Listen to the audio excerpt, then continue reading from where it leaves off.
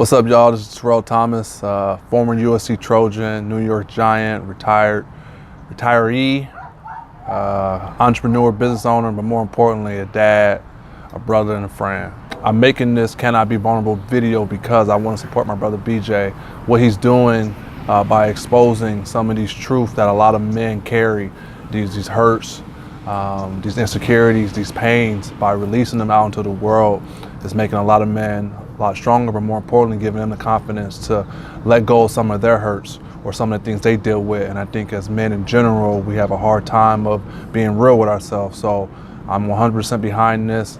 I think what BJ Williams is doing is outstanding, and I'm honored to be a part of it. What led me to therapy was depression and injuries. 2012, when I retore my injury back-to-back, played development guide, the New York Giants connected me with a guy, and he was very helpful throughout my recovery to this day. The healing aspect is really just accountability. You know, it's accepting your wrongs and realizing, you know, what you did in the situation. So it definitely is going to, you know, help the situation. I would say the hardest part when you heal is that you're expecting the other person to heal, and they're not there yet. So I grew a lot as a man because there was a lot of things that, you know, held me back in my thinking and why, you know, I stumbled over these hurdles and whatnot. But more importantly, the healing was pivotal for me to take that next step to overcome some of my own battles. What scares me? Failure. I never wanted to be a failure. I'm a Capricorn, perfectionist. I've always thought of myself highly, not because of who I am or who I thought I was, because of the work I put in. I'm a cornerback, you know, I'm light skinned, you know. You know, to be honest with you, you know what I'm saying? It comes with the territory. And, you know, people, you know me, like that arrogance on them, but if you really know me, you know that I also put that work into. Yep. So that's why I'm so confident or cocky, and it all stems from just fear. I don't want to be a failure. I don't want to say you're better than me. I don't want to concede to anybody, so I put the work in. So yeah, I don't think that'll ever go anywhere. I'm being vulnerable, you know what I mean? Yeah. I'm talking to a bunch of random people right now, and I realize that there's strength in numbers, there's strength in communication, there's strength in being vulnerable. So I hope that my video will inspire someone to be real with themselves, to have that conversation, have that difficult conversation with their loved ones, with a friend, or with themselves. Most importantly, look in the mirror and say, you are this, you are that, and that's okay. But how are you going to fix it? Right. And that's true healing. It's not the aspect of getting over something or accepting something. It's actually realizing this is what the issue is and this is what I have to do to fix it. Right.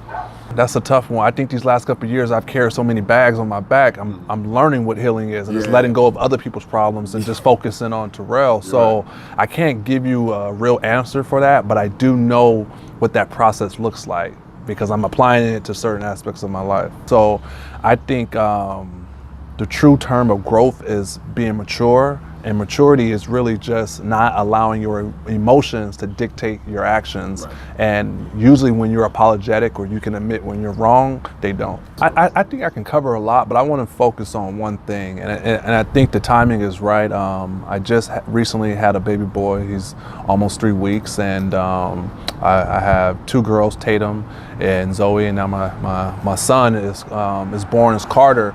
And I've always wanted a dad. You know, I grew up in Monrovia, DeWardy my whole life. This is like the hood, you know, staying with grandmas, aunties, being homeless, whatever you want to call it. And then finally, my mom, you know, got the courage enough when we moved out to Rancho Cucamonga in '96 and got me around all these rich, spoiled kids and, you know, kids with dads, and I wasn't used to seeing that, you know what I mean? When you play with the DeWardy Hawks, it was just moms out there for the most part, just like every other inner city kid. But in Rancho, you had grandma and grandpa, you had all these dads, and I never had that. My mom was my dad, and she was very supportive of me through sports, and I'm very thankful of that. But it created a void. It was something that I wanted and I never could have. And my dad was a Rolling Stone. He did his duck dizzle, and he had multiple kids. And out of all of them, not saying I was better than any of them, but I was always the good kid, you know, got good grades, and obviously, you know, was good in sports, but never got that support and love, whatever. And it just always hindered me inside. It was just a pent up aggression. And really at I realized at probably like 28 that I had daddy issues. Right. I had real daddy issues, that my dad wasn't here, and I blamed a lot of my mistakes or not being accountable to myself on not having a dad. Well, I would have did it if I had a dad, because he would have just, had me aligned, and I would have been, out in the streets doing this or whatever. And it's like, yeah, that's true, but if we're being real, you could have put the work in, you know what I mean? And for the longest, because I moved to Rancho and it was around all these families, it was this pent up aggression that I wanted to be better than him and nothing like him. And I was smart enough and able to capture that anger, that pain, that pent up aggression, and use it to my ability to be effective on the football field and in the classroom, to be, crystal clear and focused on what I wanted to attain in life. And that was to go to college and to go to the NFL. And I'm very thankful for those opportunities. And there were so many things along the way that I shouldn't have been able to attain those goals, but ultimately it was that burning desire that I just had to, because I had to show him that I made it and I didn't need you. Right. But once I did, it was like, no way. I want dad here. Yeah. Every time he called me, he always wanted something. Can I get a jersey? Can I get this? Went through all my injuries, never got a phone call, never like, are you okay? As soon as I signed with Seattle, oh man, blah, blah, blah. And I'm just like, my dude, like, if you know me personally and how all my family issues and just my dad in general, I don't rock with a lot of people because I have trust issues, because a lot of people want to attach themselves to you. Right. But you wasn't with me in the gym, you know what I mean? You wasn't helping moms out when we were struggling, you know what I mean? With me. Yeah, and shout out to moms, first and foremost, a strong black queen that, took this knucklehead and made him a grown man. I still remember the day I wanted this Terrell Davis jumpsuit. He was my favorite player at the time. They just won the Super Bowl. I used to cut my gloves. It was Terrell, you know what I mean? I had the same, face mask. I cut my brand new gloves. I'm like, what the hell wrong with you? But I had to be like, that man, come on, man. I had the elbow pads and everything. I did it all. But it was this whole fit, Nike fit, mannequin. You remember, you used to walk into Foot Locker. They had all the balls in the mirror. Old school, man. Montclair Mall, never forget it. And we put it on layaway. And it took her about 6 months to pay for the outfit. It was some shoes, some sweats, and his jersey. And it wasn't even an authentic one. It was a mesh one, but I didn't care. Was it the replica? It was a replica, but it wasn't a stitch one. But she made that happen. And I'll never forget that, because I always attain that to progression. Like, you can have anything in life if you work at it. Right. And I knew she was working at it. She was working 2 jobs and doing whatever she could to provide for her son. And ultimately, I got that layaway, man. It was like 6 months later, I got my fit, and I rocked it all the time. I rocked it all the. Come on, man. Back to Pops, man, and just his behavior. It really just threw me off, and it turned.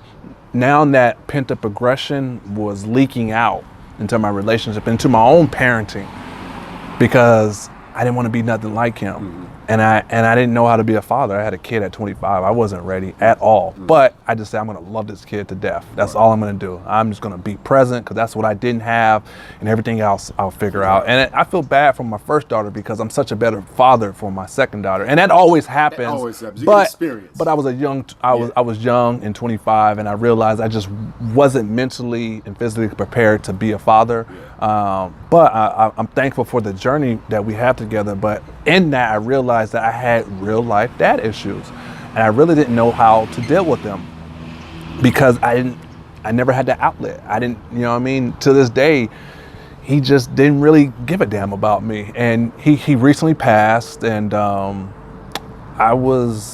didn't know if I was gonna go to his funeral. I don't respect the man. I really don't. But I appreciate him because he gave me life. Mm-hmm. And now that he's gone, now I'm starting to let go of that hurt. I'm starting to understand why maybe situations were such, because you never know what he was going through mentally, physically. He could have been dealing with abuse. I had to realize that, maybe it was something my mom did. Maybe it was a situation, or maybe it was just all meant to be that way. But I wanted to share that because I feel a lot of men have daddy issues and they don't acknowledge them. And even the ones that are in their lives, you still can have daddy issues. That's where the generation curse, or that's how my father was, has to stop. You have to break the trend. And it starts with you. Yeah. Are you gonna be, that pioneer to say, this is how we moving forward? And I put my foot down and I said, I'm not gonna allow my daddy issues to capture me or hold me captive in my life or my parenting. And I'm not going to allow it to be an excuse anymore for my family or even my friends. I'm a big advocate and just trying to help people heal. Right. And I think healing, like we stated earlier, is the reflection of self. Enough is enough. Right. I'm not going to allow this to hold me back. I'm not going to allow it to be an excuse. And I'm going to be vulnerable with myself and just admit that I do have daddy issues. And it's okay. And it's all right. And I'm going to fix them. It takes time. It's not going to happen overnight. I'm still dealing with them. But I'm aware of it at least. Right. And not in denial. So